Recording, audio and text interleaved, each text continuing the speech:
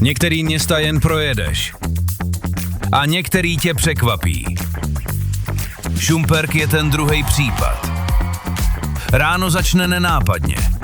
Kávou, ulicí, chvílí, kdy ty ani Šumperk ještě nikam nespěcháte.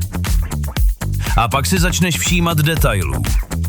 Domů, světel, lidí. Šperk, jo, šperk. Jen ho musíš objevit. Město nemusí být velký, aby v něm bylo živo. Stačí, když má rytmus. Když se v něm lidi potkávají.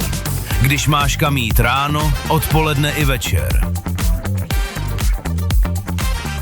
Když chceš pohyb, najdeš ho hned. Na kole, na stěně, ve vodě, ve městě i za městem. A když chceš zpomalit, jde to taky. Zjistíš, že Šumperk nemá jen historii. Má festivaly, koncerty, místa s příběhem a atmosféru, kterou poznáš až osobně. Seš ve městě a za chvíli seš v přírodě.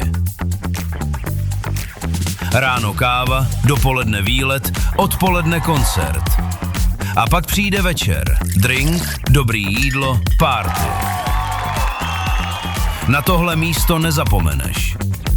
Šumperk, město, který ti zůstane v hlavě.